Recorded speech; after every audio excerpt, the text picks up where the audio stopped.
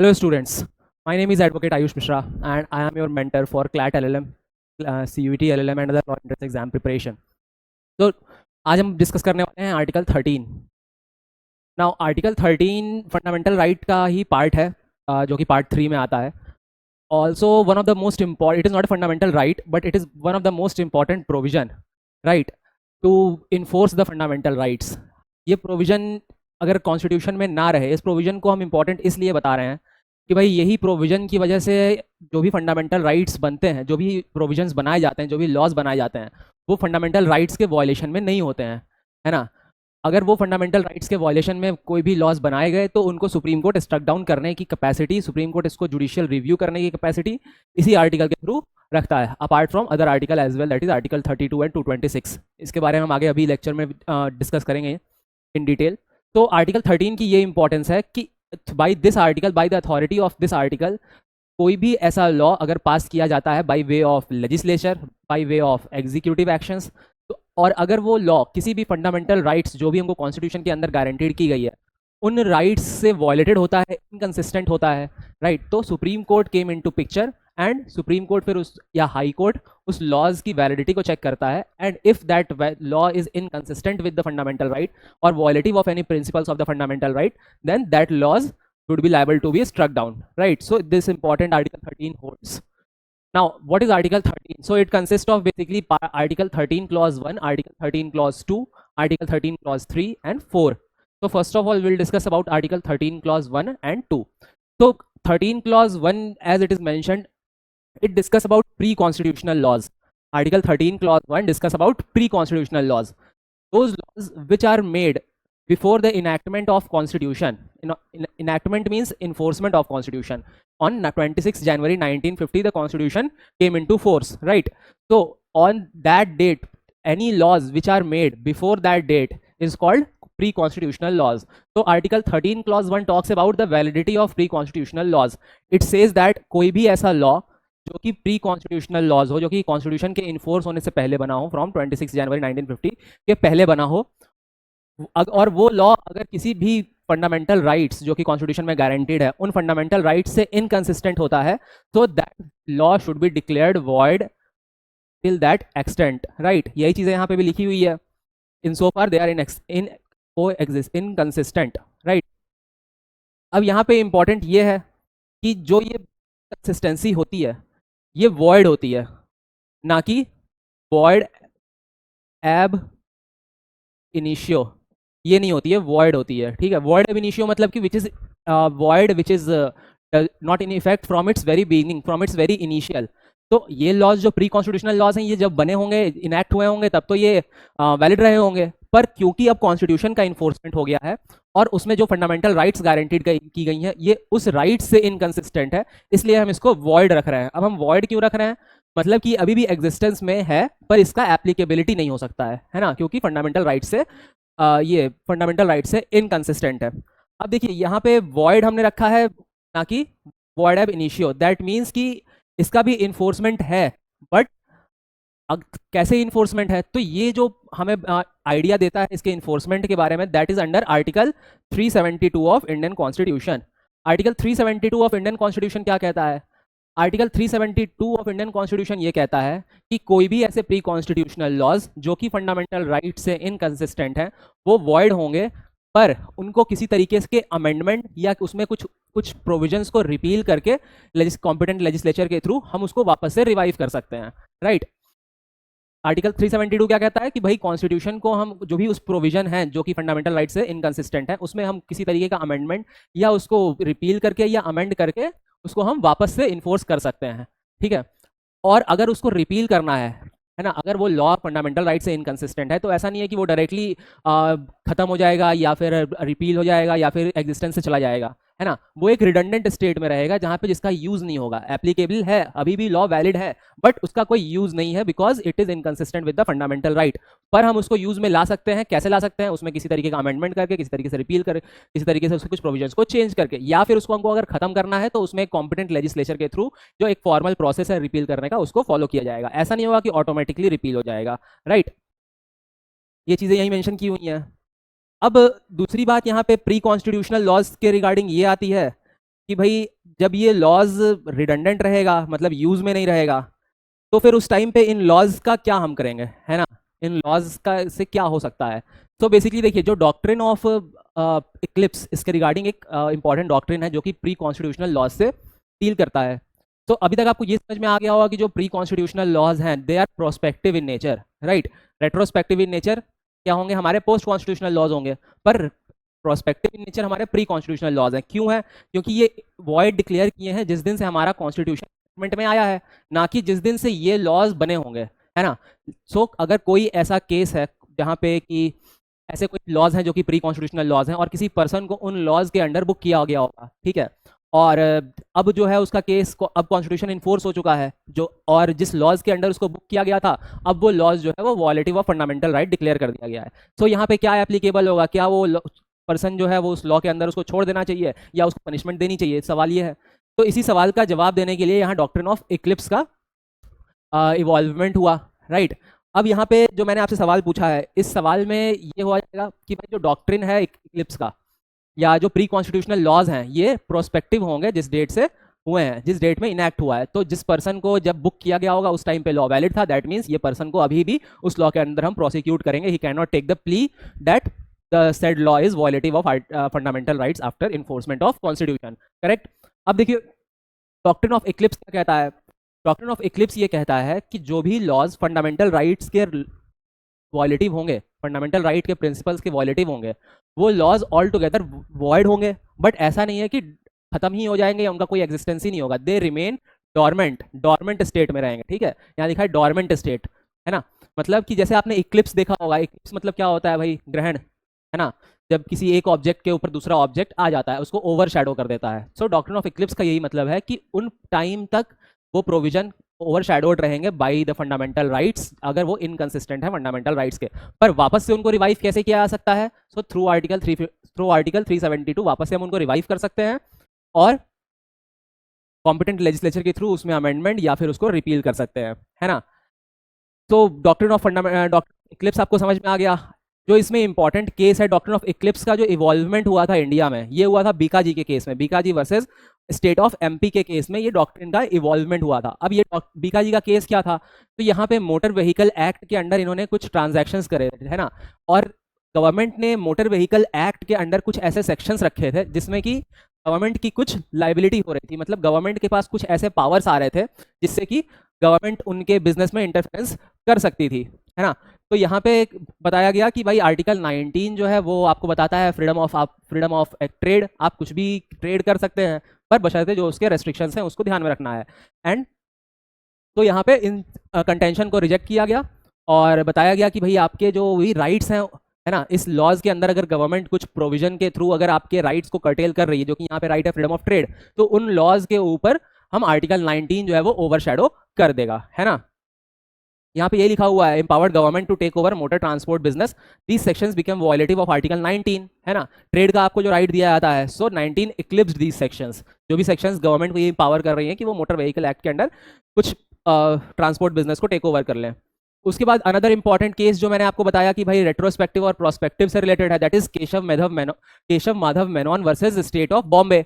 इसमें क्या है कि इंडियन प्रेस एक्ट के अंडर 1931 का एक्ट है, तो ये जो महानुभाव जी हैं इन्होंने एक पैम्पलेट कुछ प्रिंट किया जो कि इनको परमिशन नहीं थी प्रिंट करने की, है ना। इनका केस जो है वो कोर्ट में पेंडिंग चल रहा था और इसी टाइम जो है कॉन्स्टिट्यूशन इन्फोर्स में आ गया। अब इन्होंने क्या बोला कि भाई उस टाइम पे जो केस चल रहा था वो अब वो एक्ट जो है वो वॉलेटिव डिक्लेयर हो गया कॉन्स्टिट्यूशन के आने के बाद। सो इनका क्या कंटेंशन था कि भाई अब जो है वो मेरे को पनिशमेंट नहीं देनी चाहिए, बिकॉज ये एक्ट जो है जिसके अंडर मेरे को बुक किया गया था दैट एक्ट इज वॉलेटिव नाउ। तो सुप्रीम कोर्ट ने बोला कि भाई आर्टिकल 13 क्लॉज 1 आप जो है वो प्रोस्पेक्टिव एप्लीकेशन होता है, ना कि रेट्रोस्पेक्टिव एप्लीकेशन, है ना। ये इंपॉर्टेंट केस है डॉक्ट्रिन ऑफ एक्लिप्स का। तो ये आपको समझ में आ गया प्री कॉन्स्टिट्यूशनल लॉज और डॉक्ट्रिन ऑफ एक्लिप्स। इसके अलावा दो और केस है, एक दीपचंद का केस है जो कि सेम बात दीपचंद के केस में भी करी गई थी।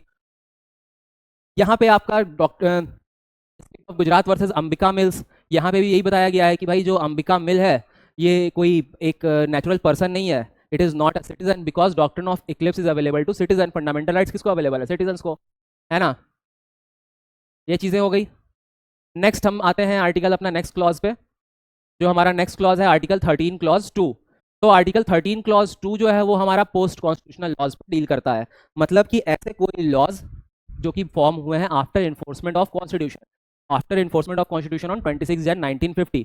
तो ऐसे कोई भी लॉज जो कि फंडामेंटल राइट से इनकंसिस्टेंट होंगे, है ना, तो उसको सुप्रीम कोर्ट स्ट्रक या हाई कोर्ट स्ट्रक डाउन करने की अथॉरिटी रखता है by way of article 13 clause 2। सही है, राइट। नाउ आर्टिकल 13 क्लॉज 2 में जो इंपॉर्टेंट डॉक्ट्रिन हम इसमें भी पढ़ेंगे जो कि है doctrine of severability. Now doctrine of severability की हम जब बात करते हैं तो इसका मतलब क्या है, आपको नाम से पता चल रहा होगा कि सेवरेबिलिटी, हम यहाँ पे सीवियर कर रहे हैं, कुछ चीज़ों को किसी चीज़ों से अलग कर रहे हैं, ठीक है। तो क्या ऐसा हो सकता है कि कुछ एक्ट है, सपोज कोई एक्ट है जिसमें कि 15 प्रोविजन है या 20 प्रोविजन है, ठीक है, कोई एक्ट है जिसमें कि 20 प्रोविजन है, 20 प्रोविजन हैं किसी एक्ट में। अब इसके 5 जो प्रोविजन है, 5 सेक्शंस जो हैं, that is violative, that is violative, और बाकी के जो 15 प्रोविजंस हैं that is not violative, right, that is in consistent, that is consistent with the fundamental rights, but 5 of the 5 sections are inconsistent with the fundamental rights. तो doctrine of severability ये कहता है कि आप उस इनकंसिस्टेंट वाले part को consistent वाले पार्ट से अलग कर सकते हैं, है ना। अगर एक्ट में 15 सेक्शन जो हैं जो कि कंसिस्टेंट हैं, इनको हम अलग कर सकते हैं, और बाकी के जो 5 सेक्शन जो वॉयलेटिव हैं उनको हम नल एंड वॉइड डिक्लेयर कर सकते हैं, मतलब उनको हम डिक्लेयर कर सकते हैं कि इसका कोई एग्जिस्टेंस नहीं है, पर जो बाकी के सेक्शंस हैं ये एप्लीकेबल रहेंगे, एज इट इज वर्क करेंगे, राइट। ये चीजें समझ में आ रही है बात। तो डॉक्ट्रिन ऑफ सेवरेबिलिटी यही कहता है कि अगर कोई कंसिस्टेंट पार्ट को इनकंसिस्टेंट पार्ट से अलग किया जा सकता है, संभव है, तो हम इनकंसिस्टेंट पार्ट को अलग करके स्ट्रक डाउन कर देंगे, वॉयलेटिव डिक्लेयर कर देंगे, और बाकी के जो कंसिस्टेंट पार्ट हैं जो कि फंडामेंटल राइट से अलाइंड है ना, उनको हम एज इट इज कंटिन्यू कर सकते हैं। पर लेट सपोज अगर ऐसा हो कि भाई ये 5 सेक्शन जो हैं ये बहुत इंपॉर्टेंट सेक्शन है जिसपे कि पूरा एक्ट बेस्ड है ना, अगर 5 सेक्शन जो कि वॉयलेटिव है इसको रिमूव कर दें तो जो बाकी के 15 रिमेनिंग सेक्शन बच रहे हैं उनका कोई खास मतलब नहीं रह जाएगा। इस केस में क्या डॉक्ट्रिन ऑफ सेवरेबिलिटी का एप्लीकेशन करके कोई बेनिफिट होगा हमको? नहीं होगा, बिकॉज जो बाकी के 15 सेक्शंस हैं वो इनएप्लीकेबल रह जाएंगे, उसका कोई यूज नहीं रहेगा, बिकॉज जो वो डिपेंडेंट किस पे है, बाकी के 5 सेक्शन पे, है ना। सो इस केस में हम पूरा ही एक्ट को नल एंड वॉइड डिक्लेयर कर सकते हैं, है ना। डॉक्ट्रिन ऑफ सेवरेबिलिटी यही कहता है कि उस केस में हम पूरे एक्ट को नल एंड वॉइड डिक्लेयर कर सकते हैं। सिंपल है, कोई बहुत ज़्यादा टफ नहीं है। तो बेसिकली इस केस में अगर हमने ये देखा कि जो भाई आर्टिकल 13 क्लॉज 1 कहता है कि जो प्री कॉन्स्टिट्यूशनल लॉज हैं that are void, but article 13 clause 2 कहता है पोस्ट कॉन्स्टिट्यूशनल लॉज जो कि इनकंसिस्टेंट है फंडामेंटल राइट से, they are void ab initio, है ना। Pre constitutional laws void ab initio नहीं है, बट पोस्ट कॉन्स्टिट्यूशनल लॉज जो कि फंडामेंटल राइट से कॉन्ट्रावेंशन में है, those are void ab initio, correct. Now next,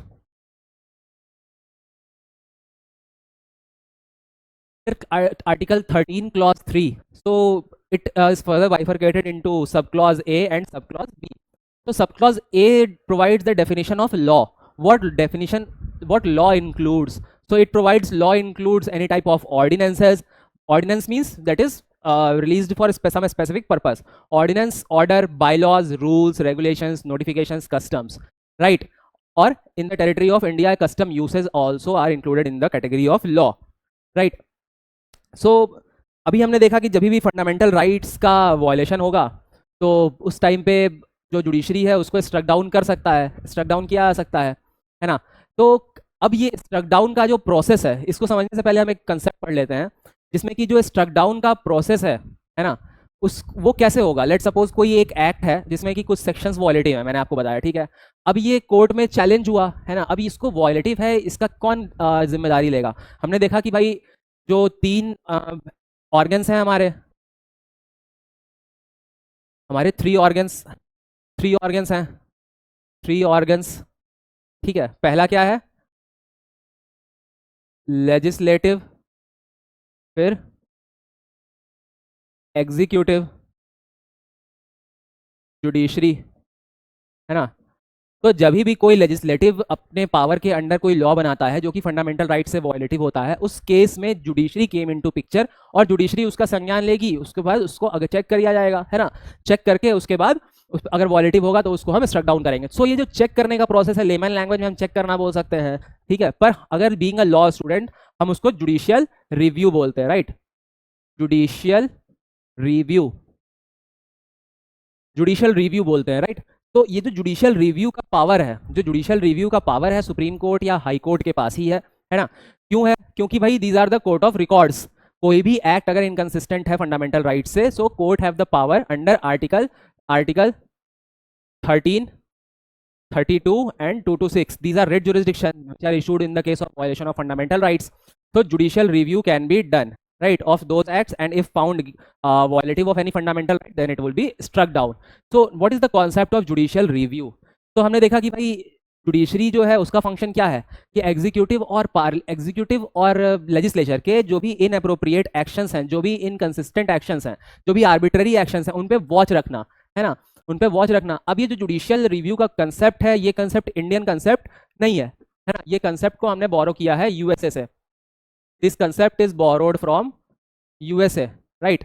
अब यूएसए में ये कंसेप्ट कौन से केस में डेवलप हुआ? So this case was, the concept was developed in Marbury versus Madison. Marbury versus Madison के केस में सुप्रीम कोर्ट ने ये केस को, इस डॉक्ट्रिन का इवॉल्वमेंट किया, राइट। इस डॉक्ट्रिन का इवॉल्वमेंट हुआ। उसके बाद सुप्रीम कोर्ट ने, यूएस के सुप्रीम कोर्ट ने बोला कि भाई जब भी कोई लॉज बनेंगे तो उसका जो गार्डियन होगा वो सुप्रीम कोर्ट होगा, because supreme court has the power under article 137। तो Supreme court is the guardian. और इंडिया में हमने इस केस को कैसे, कौन से केस में एप्लीकेबल किया, मतलब इंडिया में हमने इस कंसेप्ट का जो एप्लीकेशन किया वो कौन से केस में किया? So that is state of West Bengal versus committee of protection of democratic rights. State of West Bengal, 1 second,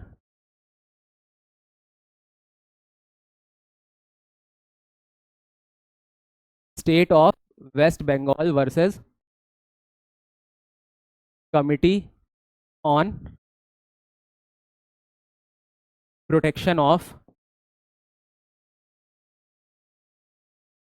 democratic rights, ठीक है। इंडिया में जुडिशियल रिव्यू का कंसेप्ट हमने एप्लीकेशन में लाया कौन से केस में? State of West Bengal versus committee on protection of democratic rights. इस केस में सुप्रीम कोर्ट ने ये एस्टैब्लिश किया कि भाई जो जुडिशियल रिव्यू की पावर है, that power is the most important to protect the fundamental right. अगर लेट सपोज आपके फंडामेंटल राइट्स का वायलेशन हो रहा है, तो उस केस में अगर हम जुडिशियल रिव्यू की पावर ही नहीं देंगे तो that is right without any authority, है ना। जब उस राइट के इन्फोर्समेंट के लिए कोई अथॉरिटी ही नहीं है तो राइट का कोई पर्पस नहीं होगा, है ना।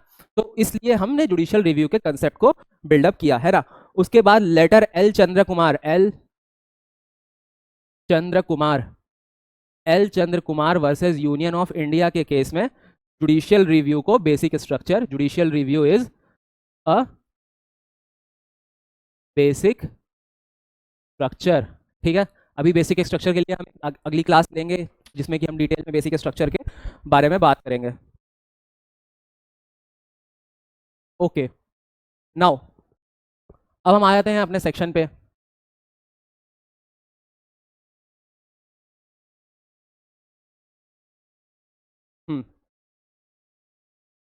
Okay, law. अब यहाँ पे बात हमने करी कि भाई लॉ क्या होता है, तो हमने देखा कि ऑर्डिनेंस, बाई लॉज या फिर किसी तरीके का रेगुलेशन या किसी तरीके की नोटिफिकेशन, कस्टम और यूसेज। तो यहाँ पे बात आती है कि भाई जो अमेंडमेंट्स हम कॉन्स्टिट्यूशन में करते हैं अंडर आर्टिकल 368, है ना, तो क्या वो भी लॉ कहलाएगा? क्या अमेंडमेंट जो अमेंडमेंट हम कॉन्स्टिट्यूशन में करते हैं अंडर आर्टिकल 368, आर्टिकल 368 जो है ये आपको अमेंडमेंट की पावर देता है। अमेंडमेंट, तो जो भी अमेंडमेंट है, so whether amendment is considered as law, ये सवाल है, ठीक है। क्या अमेंडमेंट लॉ कहलाएगा? तो इस सवाल का जवाब देने के लिए फर्स्ट टाइम जब सुप्रीम कोर्ट ने इस क्वेश्चन को कंसिडर किया, है ना, इस क्वेश्चन को फर्स्ट टाइम जब सुप्रीम कोर्ट ने कंसिडर किया, वो क्या था? तो भाई उस टाइम पे एक केस हुआ जिसका नाम था Shankari Prasad versus union of India. हाँ, Shankari Prasad versus union of India, Shankari Prasad versus union of India, है ना, 1951 का केस है। अब देखिए, आप ऑर्डर देखते जाइएगा। Shankari Prasad versus union of India 1951 का केस है। इस केस में बोला गया कि भाई जो भी लॉज पार्लियामेंट के थ्रू उनके ऑर्डिनरी एक्सरसाइज ऑफ पावर में बनाए जाते हैं, ठीक है, पार्लियामेंट के पास पावर है लॉज बनाने के, तो कोर्ट ने यही बोला कि भाई जो भी लॉज पार्लियामेंट के थ्रू उनके लॉ मेकिंग पावर के एक्सरसाइज में बनाए जाते हैं, हम सिर्फ उन्हीं को लॉज बोलेंगे, है ना, और कोई भी लॉज हम नहीं बोलेंगे, बिकॉज अमेंडमेंट जो है वो कॉन्स्टिट्यूशन पावर है ना, which is right from the constitution. Article 368 में दिया हुआ है कि आप अमेंडमेंट की पावर है आपके पास। तो अमेंडमेंट की जो पावर है that is a constituent power, but laws are only considered, laws are only called which is made under legislative power and not constituent power। ठीक है, अब इसी व्यू को वापस से रिटायरिएट किया गया सज्जन सिंह केस में, Sajjan Singh versus state of Rajasthan के केस में, जो कि 1965 का है। इसी व्यू को रिटायरिएट किया गया। इसके बाद क्या हुआ, सज्जन सिंह केस आया, Sajjan Singh versus state of Rajasthan, है ना। इस केस में क्या हुआ, Sajjan Singh versus state of Rajasthan के केस में ये हुआ कि भाई सुप्रीम कोर्ट ने वापस से अपने शंकरी प्रसाद वाले व्यू को ही रिटायरिएट किया और बताया कि लॉ जो है वो अमेंडमेंट इंक्लूड नहीं करता है। सो आर्टिकल 13 क्लॉज 2 जो है वो इसके एम्बिट से बाहर है। आर्टिकल 13 क्लॉज 2 जो है वो इसको इफेक्ट नहीं करेगा, मतलब अमेंडमेंट को आर्टिकल 13 क्लॉज 2 इफेक्ट नहीं करेगा। ये कब का केस है, ये है 1965 का केस। ठीक है, अब इसके बाद आता है आप Golaknath versus state of Punjab.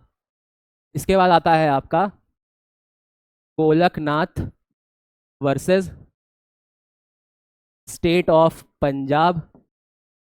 ठीक है, ये है आपका 1967 का केस। अब इस केस में फर्स्ट टाइम सुप्रीम कोर्ट ने अपने शंकरी प्रसाद में जो व्यू दिया गया था उस व्यू को रिजेक्ट किया, ठीक है ना।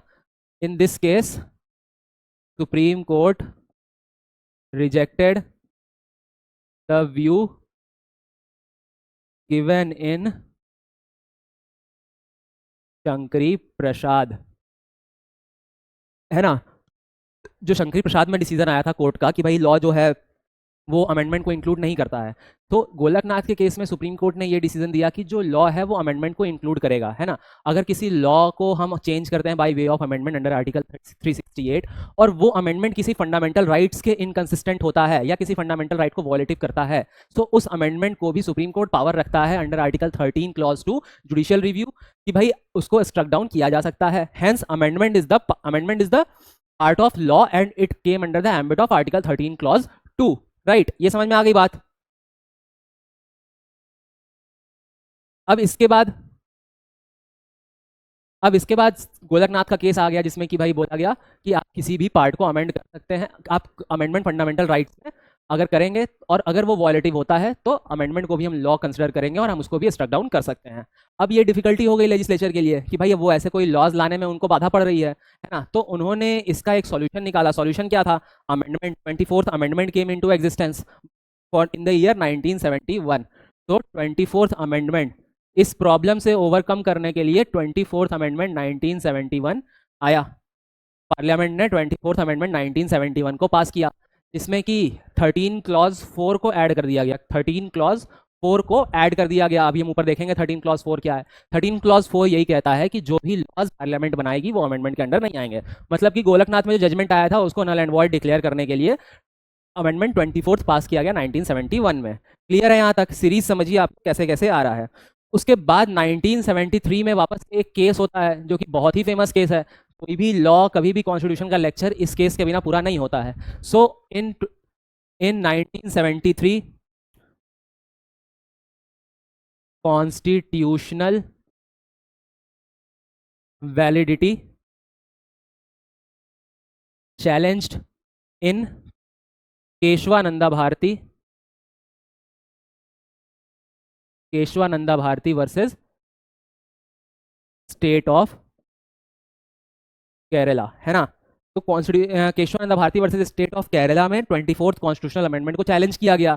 सुप्रीम कोर्ट ने इस कॉन्स्टिट्यूशनल अमेंडमेंट को अपहेल्ड किया, इसकी वैलिडिटी को अपहेल्ड किया, पर यहाँ पे एक बेसिक स्ट्रक्चर डॉक्ट्रिन का इवॉल्व भी किया, क्योंकि भाई ये बैटल चल रहा था। अभी यहाँ पे लेजिस्लेचर के अमेंडमेंट को आप उड़ाते तो वापस कोई जज फिर वापस से लेजिस्लेचर कोई दूसरा अमेंडमेंट ला करके सुप्रीम कोर्ट के जजमेंट को उड़ाता है ना। सो ये जो एक हसल चल रहा था, इसको एक समाप्ति देने के लिए सुप्रीम कोर्ट ने बेसिक स्ट्रक्चर डॉक्ट्रिन का इवॉल्वमेंट किया। अभी हम बेसिक स्ट्रक्चर डॉक्ट्रिन जो है वो डिटेल में पढ़ेंगे नेक्स्ट क्लास में। अभी के लिए आप ये पैटर्न समझ लीजिए, एक टाइमलाइन समझ लीजिए। 1951 में शंकरी प्रसाद का केस हुआ वर्सेज यूनियन ऑफ इंडिया, जिसमें कि लॉज जो है वो अमेंडमेंट के अंडर में इंक्लूड नहीं है ना। Amendment is not considered as law because that is the constituent power. उसके बाद यही सेम केस सज्जन सिंह में रिटायरिएट किया गया, Sajjan Singh versus state of Rajasthan के केस में इन 1965। सुप्रीम कोर्ट ने सेम चीज बोली जो शंकरी प्रसाद के केस में बोला गया था। Golaknath versus state of Punjab में क्या हुआ, 1967 में का केस है। सुप्रीम कोर्ट ने अपने शंकरी प्रसाद और सज्जन सिंह के जो व्यूज हैं उसको रिजेक्ट किया और बोला कि लॉज जो है वो उसमें अमेंडमेंट इंक्लूड होगा। अगर कोई भी अमेंडमेंट फंडामेंटल राइट को वायलेट करता है तो वो अमेंडमेंट को हम स्ट्रक डाउन कर सकते हैं। इसी डिसीजन को नल एंड वॉइड डिक्लेयर करने के लिए या ओवरकम करने के लिए 24th अमेंडमेंट पार्लियामेंट के थ्रू पास हुआ। 24th अमेंडमेंट ये क्या, 24th अमेंडमेंट से आर्टिकल 13 क्लॉज 4 ऐड हुआ, जो कि ये कहता है कि कोई भी ऐसा अमेंडमेंट अगर होता है तो उसको हम लॉज नहीं कंसिडर किया जाएगा। उसके बाद 24th अमेंडमेंट की वैलिडिटी चैलेंज की जाती है केशवानंद भारती के केस में। केशवानंद भारती का केस 1975 का केस है। इस केस में वैलिडिटी चैलेंज होती है, पर सुप्रीम कोर्ट इस अमेंडमेंट की वैलिडिटी को अपहेल्ड करते हैं और बोला जाता है कि आप कोई भी अमेंडमेंट कर सकते हैं, किसी भी प्रोविजन में कर सकते हैं, फंडामेंटल राइट को भी अमेंड कर सकते हैं, but it does not change the basic structure of the doctrine, है ना। बेसिक स्ट्रक्चर डॉक्ट्रिन जो मूलभूत ढांचा है कॉन्स्टिट्यूशन का, उसको आप चेंज नहीं कर सकते हैं। क्लियर है। सुप्रीम कोर्ट ने इस केस में इस चीज़ों को सेटल डाउन कर दिया। तो बेसिकली अब क्या है, जो भी लॉ है, जो भी अमेंडमेंट है, वो लॉ का पार्ट है। क्लियर है। देखिए यही है, nothing in this article shall apply to any amendment of this constitution made under article 368। यही मैंने आपको बताया कि भाई ऐसा कुछ भी इस पर अप्लाई नहीं होगा, है ना। अब लॉ इन्फोर्स की बात क्या है होती है, तो लॉ इन्फोर्स ऐसे लॉज हैं जो कि एप्लीकेबल तो है वॉयलेट, पर कॉन्स्टिट्यूशन आ जाने के बाद, कॉन्स्टिट्यूशन फोर्स हो जाने के बाद वो लॉज फंडामेंटल राइट से वॉयलेटिव है, ठीक है। इट इंक्लूड्स लॉ पास्ड और made by legislature in the territory of India before the commencement of the constitution, ठीक है। और उससे पहले वो रिपील नहीं हुए हैं और वो ऑपरेशन में हैं, ऐसे लॉज, है ना। ऐसे लॉज जो भी आपके ऑपरेशन में हैं बट रिपील नहीं हुए हैं। तो लॉ इन फोर्स के लिए आपके पास दो केस यहाँ पे है, ये आप लोग थोड़ा ध्यान में रखिएगा, है ना। ये आर्टिकल 13(3) जो है लॉ इन फोर्स की बात करता है। तो यहाँ पे क्वेश्चन आया कि क्या जो पर्सनल लॉज हैं, है ना, जो भी पर्सनल लॉज हैं, क्या वो लॉ इन्फोर्स रहेगा। लॉ इन्फोर्स मतलब जो पर्सनल लॉज चले आ रहे हैं कॉन्स्टिट्यूशनल के इन्फोर्समेंट से पहले के, है ना, प्री कॉन्स्टिट्यूशनल लॉज जो कि पर्सनल लॉज हैं, तो क्या उनकी वैलिडिटी एज इट इज रहेगी। क्या सुप्रीम कोर्ट या हाई कोर्ट के पास पावर है कि आप उसमें भी चेंजेस कर सकते हैं। तो यहाँ पे हाई कोर्ट ने डिसीजन दिया in the case of State of Bombay versus Narasu Appa Mali 1952 का केस है। इसमें बोला गया कि पर्सनल लॉज हैं that are not included in the expression laws in force because they are personal in nature, right. Personal laws law in force में नहीं रखेंगे। ये लॉज इन फोर्स कौन से लॉज हैं, जो कि पहले से चले आ रहे हैं कॉन्स्टिट्यूशन इन फोर्स के पहले से। बट जो हमारा सबरीमाला जजमेंट आया, जो कि जस्टिस चंद्रचूड़ के थ्रू डिलीवर किया गया था, ये सबरीमाला जजमेंट में सुप्रीम कोर्ट ने एक स्ट्रॉन्ग, एक बिग स्टेप लिया, इस प्रेसिडेंट को रिमूव किया और इस प्रेसिडेंट के अगेंस्ट जजमेंट दिया और ये बताया कि भाई अगर कोई ऐसे पर्सनल लॉज जो लॉ इन फोर्स हैं और वो अगर फंडामेंटल राइट से वॉयलेटिव हैं, तो हम उनको भी स्ट्रक डाउन करने की कैपेसिटी रखते हैं। सीधी सी बात है, हम उनको भी स्ट्रक डाउन करने की कैपेसिटी रखते हैं। क्लियर है। ये दोनों केस इसी के रिगार्डिंग है। यहाँ पे भी कस्टम, ये young lawyer association versus state of Kerala में कस्टम और यूसेज को भी लॉ इन्फोर्स के कैटेगरी में रखा गया और ये भी बताया गया कि भाई अगर ये भी कोई भी कस्टम या यूसेज जो कि फंडामेंटल राइट से वॉयलेटिव होंगे, उनको भी हम स्ट्रक डाउन करने की कैपेसिटी रखते हैं। तो लॉ इन्फोर्स से रिलेटेड अगर पर्सनल लॉज हैं कि नहीं है और क्या उनका एप्लीकेबिलिटी, उनको हम लॉ कहेंगे कि नहीं कहेंगे, सो उससे रिलेटेड इंपॉर्टेंट केस है state of Bombay versus Narasu Appa Mali और Indian young lawyers association versus state of Kerala. ये समझ में आ गई बात। अगर लॉज और अमेंडमेंट का जो केस हमने डिस्कस किया, क्या अमेंडमेंट लॉज के अंडर आता है, उसके लिए शंकरी प्रसाद, सज्जन सिंह, उसके बाद आपका गोलकनाथ, फिर 24th अमेंडमेंट, फिर केशवानंदा भारती, फाइनली फिर बेसिक स्ट्रक्चर डॉक्ट्रिन। करेक्ट। ये समझ में आ गई चीज़ है आपको। Article 13 clause 1, article 13 clause 2, 1 pre-constitutional laws, 2 post-constitutional laws. Pre-constitutional laws are prospective in nature. Post-constitutional laws are retrospective in nature. Pre-constitutional laws are void. Post-constitutional laws are void ab initio. तो ये हमने discuss किया। इसके बाद हमने discuss किया दो doctrine of Eclipse and doctrine of severability. Doctrine of Eclipse क्या कहता है कि भाई ऐसे कोई भी लॉज, ऐसे कोई भी प्रोविजन जो कि कॉन्स्टिट्यूशन बनने से पहले से हैं, चले आ रहे हैं और कॉन्स्टिट्यूशन के इन्फोर्स होने के बाद फंडामेंटल राइट से इनकंसिस्टेंट हैं, उस वो रिडंडेंट स्टेट में चले जाएंगे, उसको फंडामेंटल राइट ओवरशैडो कर लेगा। बट पार्लियामेंट के पास पावर है अंडर आर्टिकल 372 कि उसमें अमेंडमेंट या उसको रिपील करके उसको खत्म कर सकता है या अमेंडमेंट करके उसको वापस से रिवाइव भी कर सकता है। करेक्ट। सेवरेबिलिटी यही कहता है कि भाई कुछ पार्ट अगर लॉज के इनकंसिस्टेंट है और बाकी के पार्ट अगर बराबर हैं, कंसिस्टेंट है फंडामेंटल राइट्स के, तो हम इनकंसिस्टेंट पार्ट को कंसिस्टेंट पार्ट से सीवियर कर देंगे, अलग कर देंगे, है ना। और जो अलग किया हुआ पार्ट है उसका मीनिंग भी बनना चाहिए। ऐसा नहीं होना चाहिए कि अलग करने से उसका ऑल टुगेदर मीनिंग ही खत्म हो गया है। क्लियर है? तो हमने डॉक्ट्रिन ऑफ दो डॉक्ट्रिन्स डिस्कस कर लिए, इंपॉर्टेंट केसेस डिस्कस किए। केस इंपॉर्टेंट है, आर्टिकल इंपॉर्टेंट है, तो please pay attention and read carefully. Thank you so much.